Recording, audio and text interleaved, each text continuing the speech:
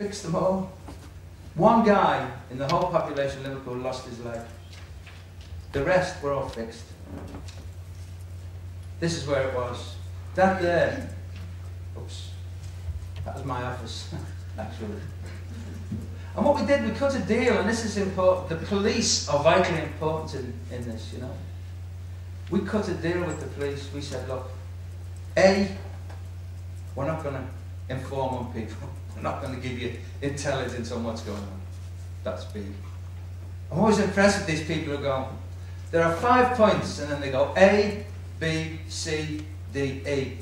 I go, there are 5 points, and I go A, 2, and then I forget. So I'm on B, am I?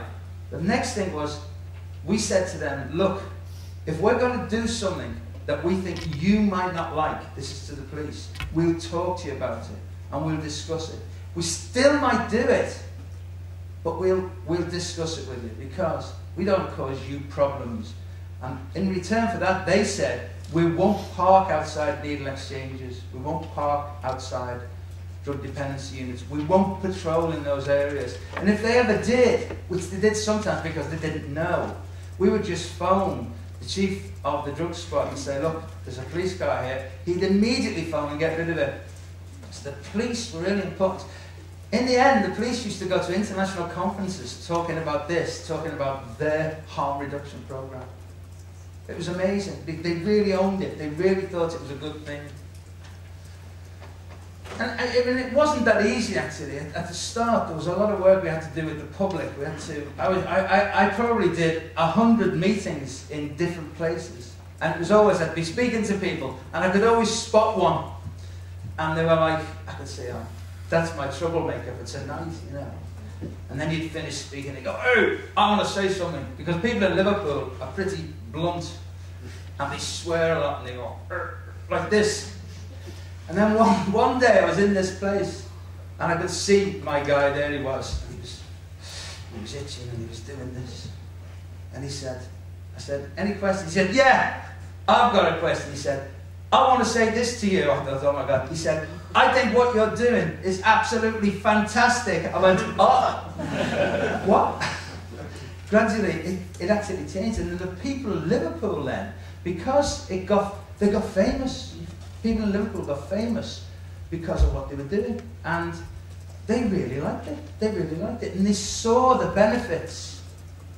They didn't, you know, there was, in 1990 when we did the first conference, the first harm reduction conference, I got a phone call from Marks and Spencer's, and they said, we want to give you some money. Yeah. So they said, yeah, we want to give you £1,000. Now £1,000 doesn't sound much. Then, this is a pain in the neck, this thing. Then, where am I? Then, £1,000 to us was a lot of money. And you know why they wanted to give it? Because they said, since that program's been there, we have noticed a drop in shoplifting, less shoplifting. Because people were getting methadone, some people were getting heroin, people were getting injectable heroin, injectable methadone, but the 90% of people were getting oral methadone. Some people were on mixed scripts, heroin, methadone. And there was a drop in crime because they didn't need to go and rob to buy on the street. People still bought stuff on the street. And you know, that's always going to happen. It's always going to happen. What have I done? Where am I? So this was an interesting thing because we realized the harm reduction approach wasn't just for people who use heroin or inject drugs and could get AIDS or hepatitis or endocarditis or any of these things. We realized that there was a whole bunch of drug users who were using cannabis, cocaine, all those things, and then ecstasy came on the scene and it just exploded. So we thought, well, there is a harm reduction response to this as well. And so we thought, well, we'll do a leaflet. We called it Chill Out. And what we were saying was, look, the first sentence was, it's not a good idea to use ecstasy. because you have to say that kind of thing sometimes. However, if you do read this, and we said, have a rest, don't wear hot clothes, drink plenty of water, all these kind of things, you know? And you'll avoid a lot of the problems. Well, have you heard of the expression, the shit hit the fan? Can you imagine shit hitting fan? That's what happens. And that's me. I'm raving mad. That's our local paper. And then, I'll have to show you this one. That's me. I'm a daft do-gooder. And I told kids it's okay to use a killer drug. And what the editorial said, the people of Merseyside should storm the office of Mr. O'Hare and throw him in the River Mersey with all his leaflets. And this is the Sun. And they saw this. They went to print. Their first edition had nothing to do. They saw it. They said, oh, we've got to jump on this bandwagon. What can we do? Oh, there's one sentence in there that says better to use a condom. One sentence. So this then became a sex guide to eat.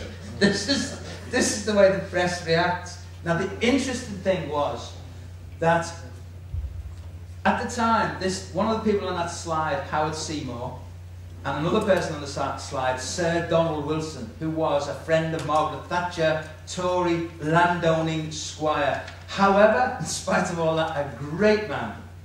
And he asked Howard Seymour, who was my boss, he said, Howard, is this on the line, this leaflet, or over the line? And Howard, he did say, I had to think about this, and he said, it's on the line. And so Donald Wilson said, tell Pat to go out and defend that leaflet and that position. And that's what we did. For 2 weeks, I was on every chat show in the UK. I was in papers, I was writing editorials in papers. And we won that debate. We won the debate. And that was a real kind of change. So that's my history bit. I've probably left loads out. Anything else? Alex Wodak. Come to Alex Wodak later. Okay. So, what's the situation now? This is an it's a very good book. I think you can get this for free. You can download it off the internet.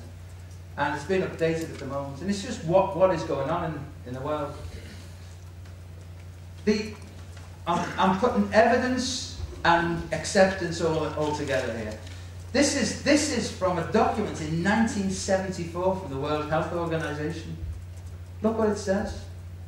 The broad purpose of preventive measures should be to prevent or reduce the incidence and severity of problems associated with the non-medical use of dependence-producing drugs. And then in 1992, develop treatment services that can reduce the transmission of HIV through needle sharing. The committee recommended treatment with oral methadone were appropriate. That's 1992. That's what WHO was saying in 1992.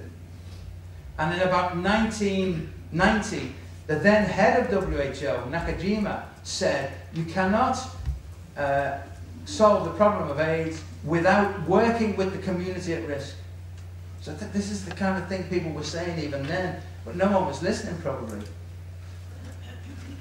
There are 13,200,000 estimated people injecting drugs worldwide, and 4 million of them are living with HIV, which actually is a disgrace, because we know how to fix, we know how to stop this. 77 countries have needle and syringe programs. I take no credit, nor any blame for these slides, because they're just ones I've gathered around. So this is, it's a lot, if you think about it. But that only tells a very small part of the story, because, you know, if you've got one somewhere in the middle of Thailand, you know, when you need like 50,000 somewhere in Thailand, it's, you know. Opioid substitution treatment, 63 countries provide methadone or buprenorphine. Now then.